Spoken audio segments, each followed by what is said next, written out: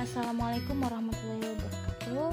Di sini saya akan mempresentasikan mengenai peran agen perubahan dalam difusi inovasi pendidikan.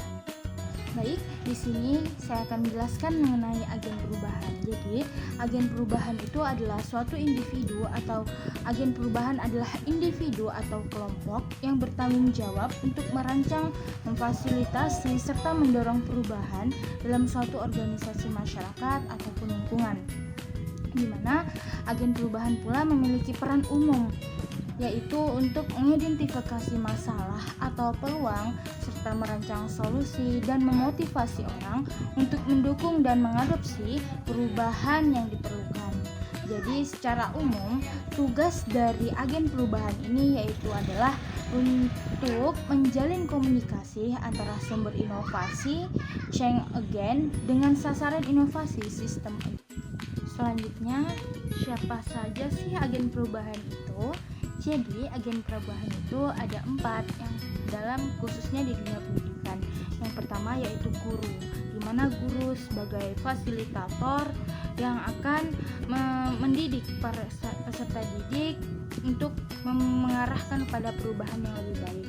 Yang kedua ada staf sekolah, yang ketiga pemerintah, dan yang terakhir yaitu organisasi sekolah. Di mana 4 agen perubahan dalam pendidikan ini, khususnya di dunia pendidikan, sangat berpengaruh mengenai perubahan-perubahan yang lebih baik ke depannya mengenai dunia pendidikan.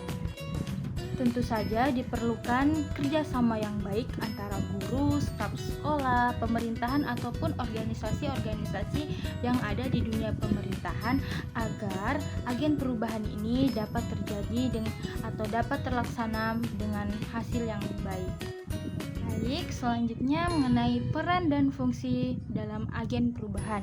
Pertama, ada menganalisis situasi, di mana agen perubahan memulai dengan menganalisis situasi saat ini. Mereka mengidentifikasi masalah atau peluang yang memerlukan perubahan, mengevaluasi penyebabnya dan memahami konteksnya. Yang kedua, merancang solusi. Setelah menganalisis sesuatu, peran agen perubahan merancang solusi, di mana agen perubahan ini mengembangkan rencana 4 agen perubahan termasuk langkah-langkah yang harus diambil, sumber daya yang diperlukan, dan jadwal pelaksanaan mengenai perubahan mengkomunikasikan visi baik ke depannya, mana salah satu peran kunci agen perubahan adalah diperlukan kerjasama kepada semua pihak yang terlibat, di mana agen pemerintahan ataupun menjelaskan alasan dan manfaat serta tujuan dari perubahan agar agen perubahan ini dapat memotivasi dan mendorong terlaksana, di mana agen perubahan bertanggung jawab untuk memotivasi orang-orang yang akan mendukung perubahan dan aktif terlibat dalam proses tersebut. Agen perubahan ini dapat menggunakan berbagai teknik motivasi seperti memberi insentif, memberikan pelatihan, atau memberikan dukungan psikologis. Yang kelima, membangun aliansi. Dalam beberapa kasus, dalam agen perubahan ini perlu membangun aliansi atau kemitraan dengan individu atau kelompok yang memiliki kepentingan yang serupa. Ini dapat memperkuat upaya perubahan. Di mana yang keenam, memfasilitasi implementasi. Agen perubahan di sini membantu dan mengimplementasikan perubahan dengan memastikan bahwa rencana tindakan dijalani sesuai dengan jadwal dan spesifikasi yang telah ditetapkan. Yang tujuh, penyediaan dukungan dan sumber daya, di mana agen perubahan dapat bertanggung jawab untuk menyediakan dukungan teknis, finansial, atau sumber daya lainnya yang dibutuhkan untuk kesuksesan dalam perubahan yang akan dilakukan. Yang kedelapan yaitu evaluasi dan pemantauan, di mana setelah perubahan diimplementasikan maka agen perubahan terus memantau dan mengevaluasi dampaknya. Yang kesembilan yaitu memberikan pelatihan dan pembangunan, dan yang kesepuluh membangun kapasitas internal, di mana agen perubahan juga dapat membantu organisasi dan masyarakat untuk membangun kapasitas internal sehingga masyarakat dapat lebih baik dan lebih mandiri dalam mengolah perubahan itu sendiri. Selanjutnya mengenai pelaksanaan sentralisasi dalam perubahan dan inovasi pendidikan. Sebelumnya kita perlu mengetahui sentralisasi dalam konteks perubahan dan inovasi pendidikan merujuk pada pengambilan keputusan dan pengendalian yang terpusat di tingkat pemerintah pusat atau otoritas pendidikan tertinggi. Ini bisa berdampak signifikan pada sistem pendidikan suatu negara atau wilayah. Di mana adapun pelaksanaan dalam sentralisasi ini yang pertama, pengambilan keputusan sentralisasi.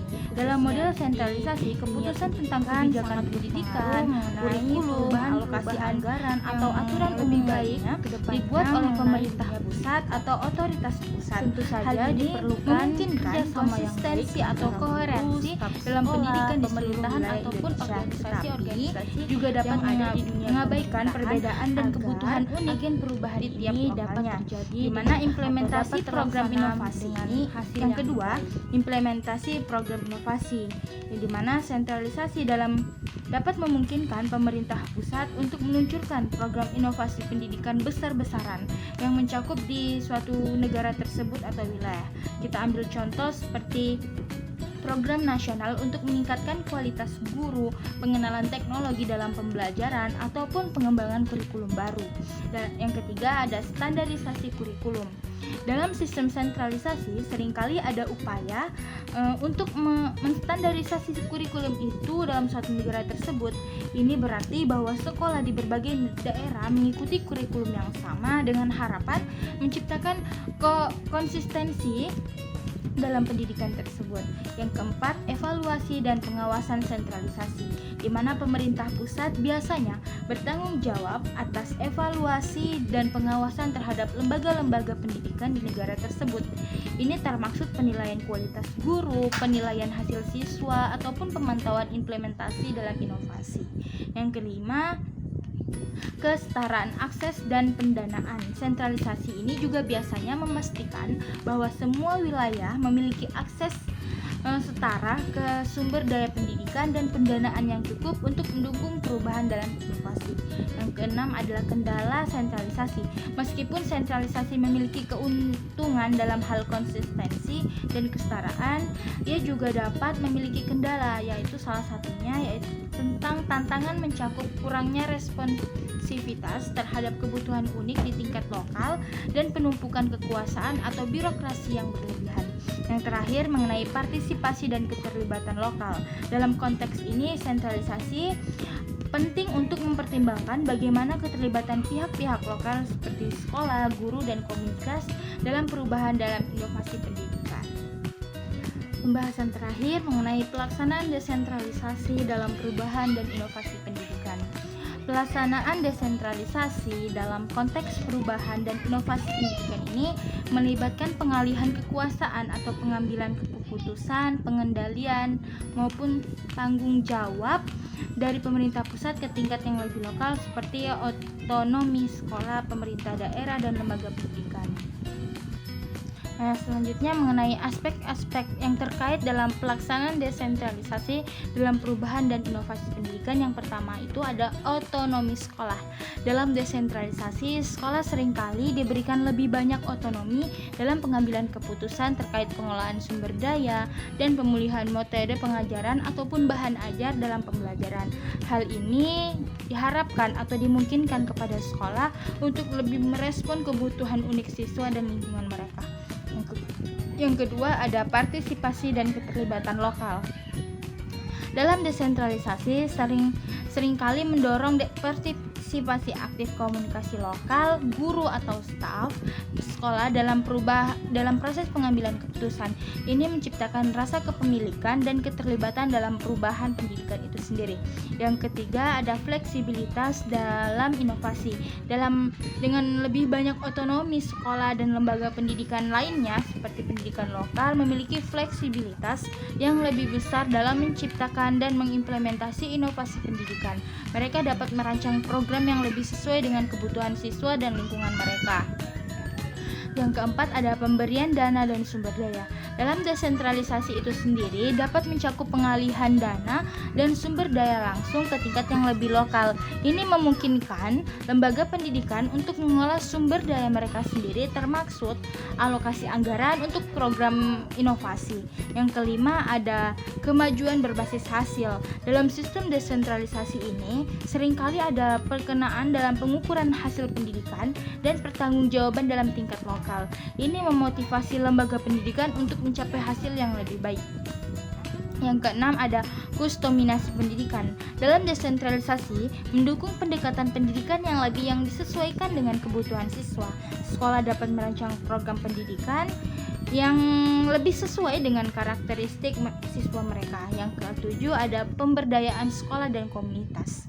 Dengan otonomi yang lebih besar, sekolah dan komunitas lokal merasa lebih diberdayakan untuk mengambil inisiatif atau mengelola perubahan pendidikan sesuai dengan kebutuhan mereka, sehingga dalam memberdayakan sekolah dan komunitas ini lebih memberikan keleluasan kepada mereka dalam mengadakan suatu perubahan atau inovasi dalam pendidikan. Yang ketujuh, mengenai pengawasan dan dukungan. Dalam konteks desentralisasi ini penting untuk memastikan bahwa ada mekanisme pengawasan dan dukungan yang efektif untuk memastikan bahwa perubahan dan inovasi berjalan dengan sesuai yang mencapai tujuan pendidikan. Dan yang terakhir, mengenai dukungan pendidikan dan pelatihan. Dalam beberapa kasus, lembaga pendidikan lokal memerlukan dukungan tambahan dalam hal pelatihan dan pengembangan profesional untuk guru dan staf mereka. Nah, itulah pemaparan mengenai pelaksanaan sentralisasi maupun desentralisasi dalam inovasi dan difusi dalam pendidikan. Untuk itu, demikianlah pemaparan materi mengenai agen perubahan, agent of change dalam difusi dan inovasi dalam pendidikan.